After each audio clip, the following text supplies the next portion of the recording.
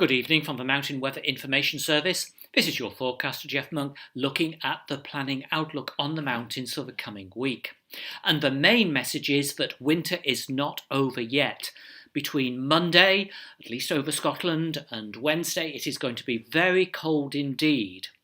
Looking at the forecast summit temperatures, they are going to be as cold, perhaps even colder than what they have been at all during the winter. So some very cold air coming straight down from the high Arctic. That will mean frequent snow and hail showers, which we'll have a look at.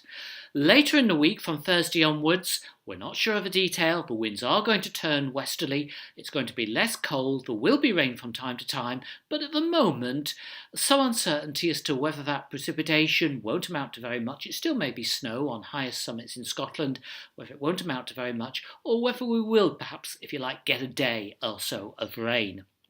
So let's have a look at the detail. I've got some isobar charts.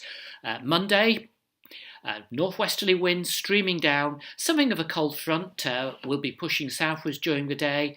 Around the middle of the day, it's slightly different positions on the different models, but it's going to be somewhere across the middle of the country pushing southwards. A little bit of rain on it, but it's what follows that's important. A marked drop in freezing level.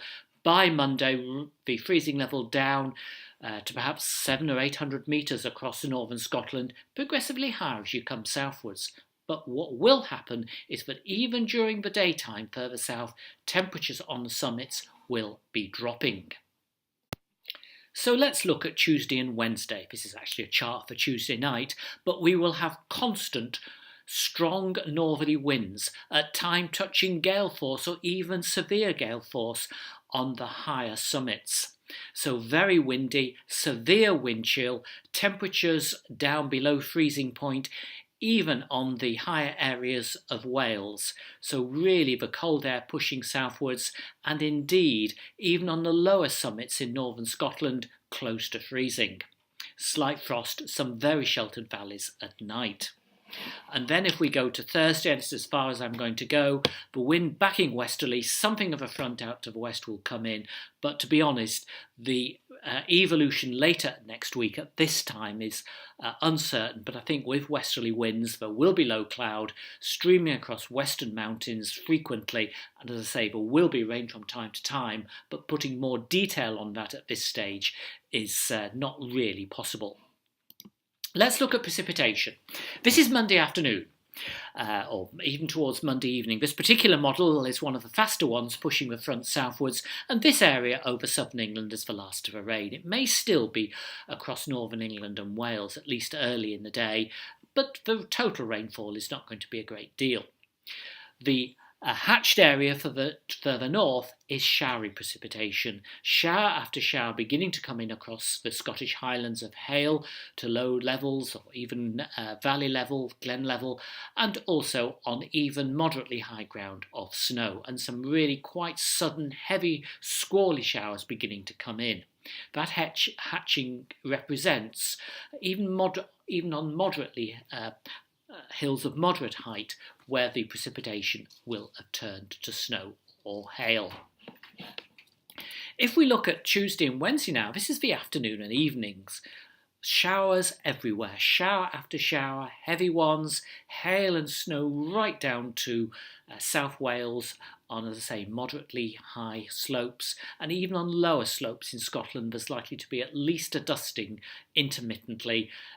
On south-facing slopes, for instance, in the Highlands, it'll be sort of snow and then melt again, melt, more snow or hail as showers come and go, and then partially melts in the sunshine again.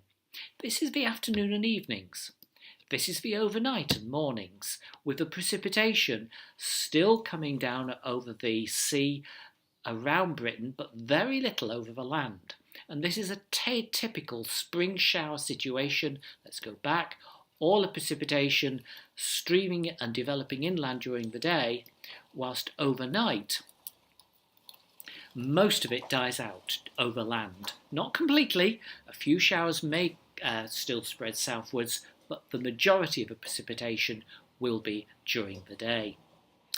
Let's finally have a look at the freezing levels. This is Monday lunchtime, low freezing levels between below 1,000 metres, that's the dark blues, upwards, streaming down across Scotland, pushing southwards all the while.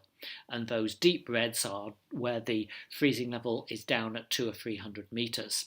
So that's streaming down on Monday, and by Tuesday morning, the very low freezing levels right across Britain.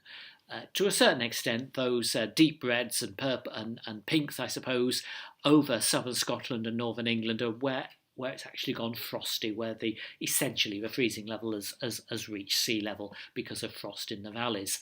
That will go up during the day, but typically Tuesday and Wednesday, freezing level varying as the showers coming and going between 300 and 700 metres over England and Wales, and 200 metres and 500 metres across Scotland. But as I say, with spring sunshine between the showers, there will be at least some thawing.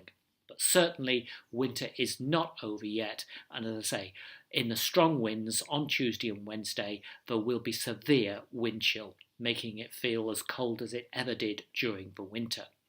Nevertheless, with the air from the Arctic, between the periods of showers, the air will be very clear, and cloud base, at least away from northern mountains and at times North Wales, will be fairly high, and often summits will be cloud-free.